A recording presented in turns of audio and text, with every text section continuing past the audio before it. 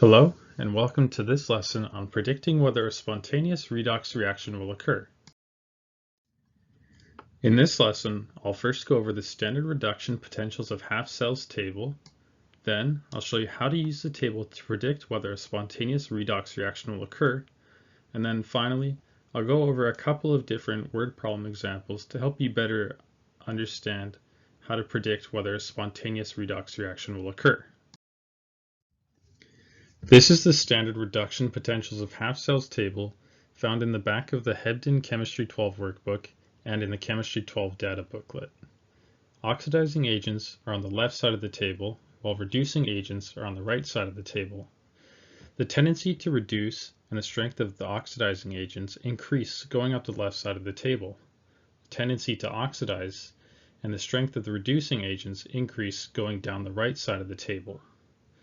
All the reactions shown on the table are half reactions that can go either forwards or backwards as indicated by the arrows. Species found at the upper left of the table have a greater tendency to go forward and reduce, and species found at the bottom right of the table have a greater tendency to go backward and oxidize. It is also important to note that some species can be found on both sides of the table, like Cu+, for example. For a spontaneous redox reaction to occur, the oxidizing agent must be higher on the table than the reducing agent. First, find the half reactions given in a redox reaction on the standard reduction potential table. Determine if the oxidizing agent half reaction is higher on the table than the reducing agent half reaction. If the oxidizing agent is higher on the table, a spontaneous redox reaction will occur. If the reducing agent is higher on the table, a spontaneous redox reaction will not occur.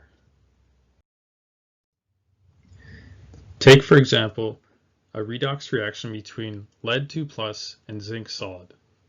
First, locate both Pb2 plus and Zn solid on the table.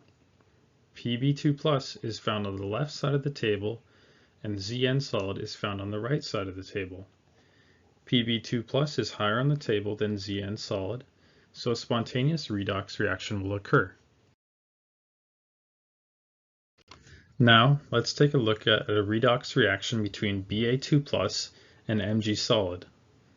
First, locate both Ba2 plus and Mg solid on the table.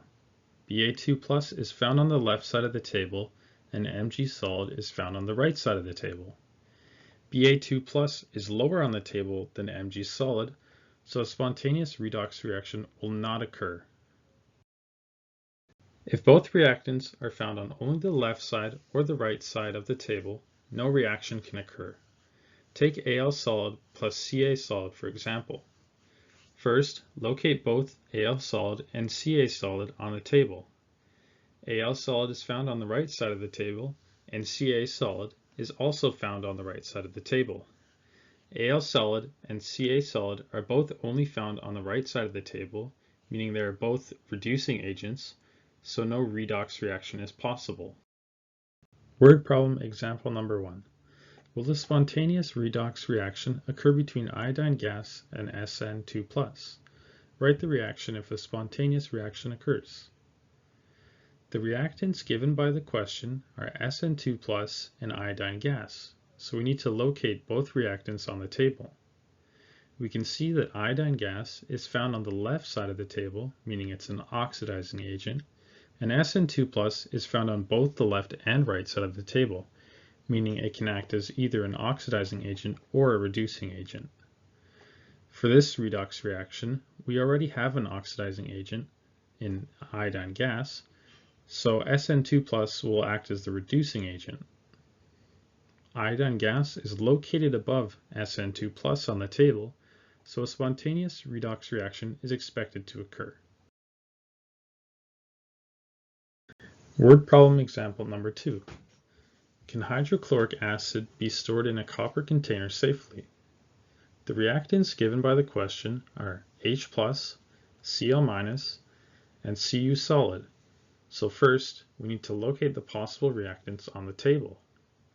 We can see that H+ is found on the left side of the table, so it's an oxidizing agent. Cl- is found on the right side of the table, meaning it's a reducing agent.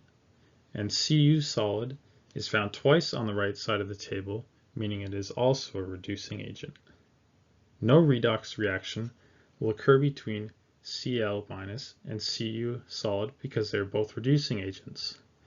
Cl- is above H+ on the table, so a spontaneous redox reaction will not occur between H+ and Cl-.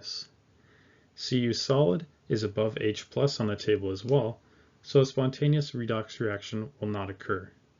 Hydrochloric acid can safely be stored in a copper container as no spontaneous redox reaction will occur.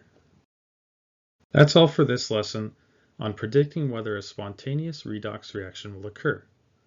Hopefully, you now have a better understanding of how to predict whether a spontaneous redox reaction will occur using the standard reduction potentials of half-cells table. Thanks for watching.